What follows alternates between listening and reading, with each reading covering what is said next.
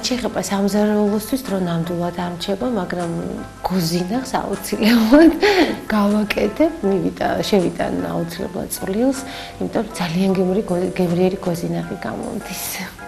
ტრადიციულად არანაირ წვრილ ხარ შევიდან, იმიტომ რომ ყოველთვის ვარ გადარბენაზე და 12-ს რო 20 უკლია, მაშინ მივდივარ სახლში და ამიტომ მიჩვეულები არიან ოჯახის წევრები და დედა და ბებია იზრუნებენ ამჯერადაც. სხვადასხვა ალბათ არაფერს ისეთ განსაკუთრებულს უბრალოდ გვექნება ტკბილის უფრა. ეს კი ძირითადად ჩემი წვრილი საახალწლო სამზადისში არ არის ხოლმე, იმიტომ რომ ყველაფერს დედა ამზადებს და თან ისე ოპერატიულად, რომ ფაქტობრივად ჩემი ხმარება არ ჭირდება ხოლმე. მაგრამ ისე შემიძლია რაღაცა ისე სუბუქად წამეხმარო ფაქტობრივად მხოლოდ და მხოლოდ ეს შემიძლია. უბრალოდ ყველანაირ საჭმელს მევაკეთებ ხოლმე და ალბათ წელს მენიუში რამე მნიშვნელოვანს დავამატებ, ეს იქნება რამე ზღვის პროდუქტებიდან, იმიტომ რომ ამის გაკეთებაც ვისწავლე. ხოდიში უკაც.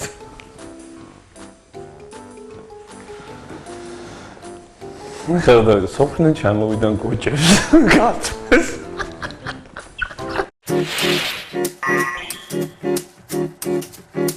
ახალი წლის სუფრაზე მიყვარს აბსოლუტურად ყველა კერძი, იმიტომ რომ ეს არის დრო, როცა არ ვშიმშილობ და ვჭამ ყველაფერს. ყველაზე ძალიან მიყვარს გოჭის ხორცი, მაინც.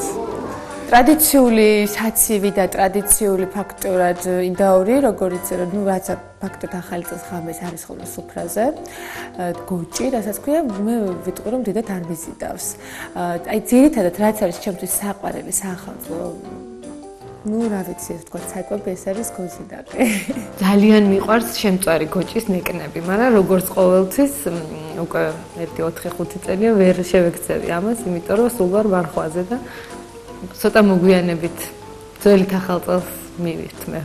ყველაზე საყვარელი კერძი ღომი, ბაჟე, დედაჩემის გაკეთებული. მეზიზღება საახალწლო სუფრა. არ ვცნობ საერთოდ.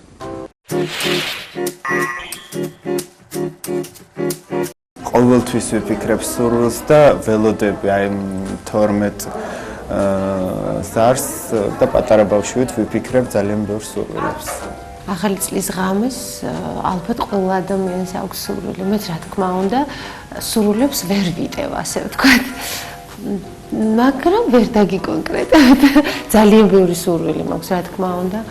და ეს ალბათ ჩემია, ეს პირადულია, რომელიც მხოლოდ მე ვიცი და მე ვთხოვ უფალს, რომ შემისრულდეს.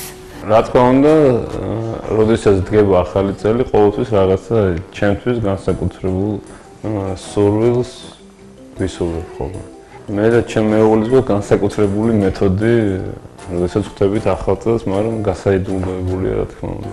მაგასთან დაკავშირებითაც მაქვს ჩემი ესეთი მაინც ისევ ტრადიცია ალბათ ამას დავარქმევ და ესე გაგიმხელთ ნაძვის ხეზე უნდა ესე იგი ძაფით სამჯერ განასკო და ჩაიფიქრო სამი სურვილი 12 საათზე ზუსტად და ამას ვაკეთებ ხოლმე ყოველ ახალ წელს ახალი წლისგან დამოუკიდებლად სულ სურვილებს ვიფიქრებ თელი ცხოვრება ამიტომ ეს განსაკუთრებულად ახალ წელს არანაირ სურვილს არ ვიფიქრებ მაქვს ტრადიცია, როცა 12-ჯერ დარეკავს ხოლმე ზარი, მე სანთლით ხელში ხვდები ხოლმე ლოცვით ახალ წელს.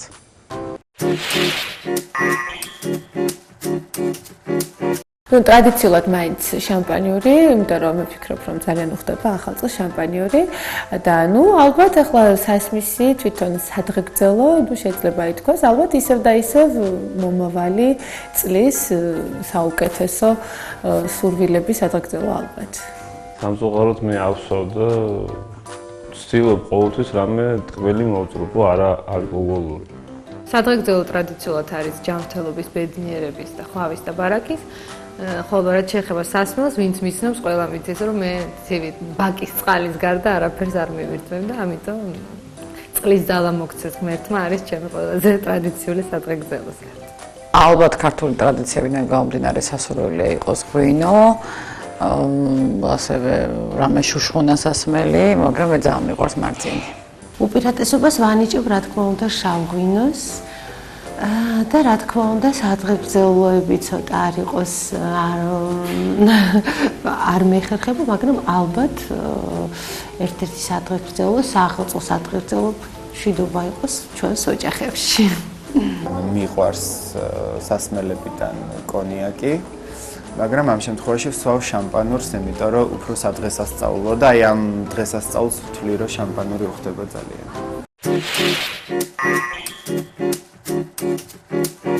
ბალიშის ქვეშ. არა, ნუ არ მალო პირიქით მიხარია და ყოველს მაჩვენებ, რომ აი ჩემი საჩუქარი მომართვეს. და ასევე დიდი სიამოვნებას განვისი, როდესაც მე თვითონაც ვჩუქნი. ალბათ საჩუქარი არა მარტო სახალხო, ყველა დროში ძალიან მისაღები და სასურველია ხო? სახალხო საჩუქრებს რა თქმა უნდა არ მალავ და ვერასოდეს ვერ ვინახავ მათ ახალწლამდე, როგორც კი ვყიდულობ იმ წუთასვე ვარიგებ. სახალხო საჩუქრებს არ მალავ ძირითადად მომეკვდა ეს გახსნილად ვალაგებ ხოლმე ნაძვისხის ქვემოთ. ფაქტობრივად დამალვა არ მახასიათებს, როდესაც მინდა რაღაც საჩუქარი ჩუქება ოჯახის წევრებისთვის, ამას ვაკეთებ ლამაზად ნაძვისხის ქვეშ. არსად არ მალავ, უბრალოდ იმ დღეს ვყიდულობ, იმიტომ რომ სხვა დროს დრო არ მაქვს ვყიდულობ და ეგრევე ვჩუქნი.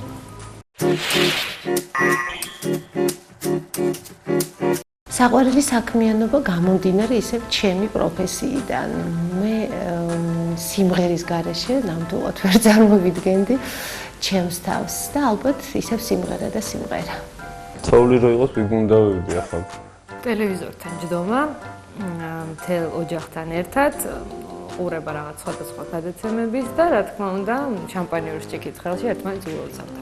წინა სამზადისი, როგორც ოჯახში, ასევე გამომდინარე ჩემი პროფესიიდან, როცა ვემზადები საკონცერტოდ, თან განსაკუთრებით ახალწელს, ეს რა თქმა უნდა, უფრო ისეთია ხალისიანი და უფრო მნიშვნელოვანია ჩემთვის.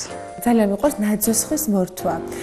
ეს არის მართლა ცერემონიალი არის ჩემთვის, რაღაცა ვეძახი ხოლმე მეგობრებს და მეგობრებთან ერთად ვთავ ხოლმე ნაძვისხეს. მართლა ეს არის ჩემთვის ყველაზე სასიამოვნო საქმიანობა მთელ ამ საახალწლო მზადების პროცესში. თვითონ სამზადისი ახალი წლის იმდენად საინტერესოა და იმდენად კარგი არის. მაგრამ პლუს დამღლელი, რომ ალბათ ყველაზე კარგი საქმიანობა ეს არის, რომ ამ პერიოდში კარგად ვიძინებ.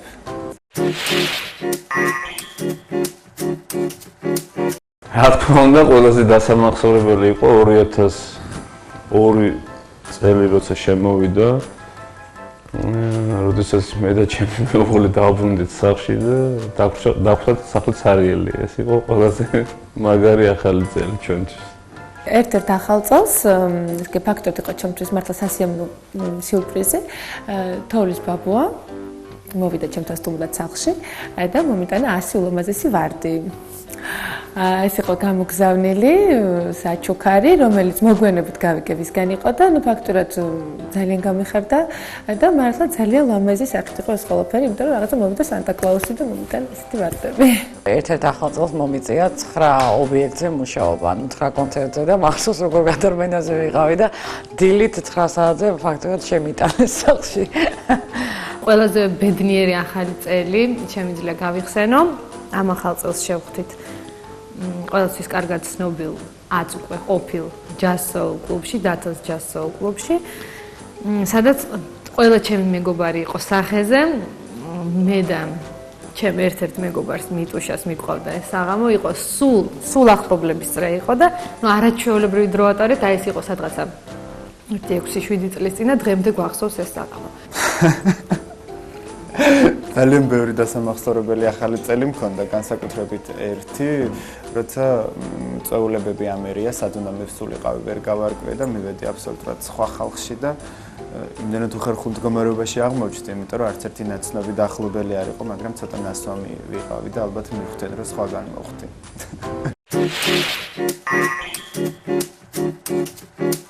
ძალიან ეროვნული ადამიანი ვარ, მაგრამ ამ შემთხვევაში რაღაცა ნაძვისხე ძალიან მიყვარს და ამიტომ ჩიჩილაკი ნაკლებად არის ხოლმე ჩვენ ოჯახში. ნაძვისხე, იმიტომ აი ჩვენი ბავშვობიდან მე კომუნისტების დროინდელი ბავშვი ვარ და ამიტომ ჩვენთვის ნაძვისხე უფრო მნიშვნელოვანი და უფრო ლამაზიც იყო და ალბათ ნაძვისხეს.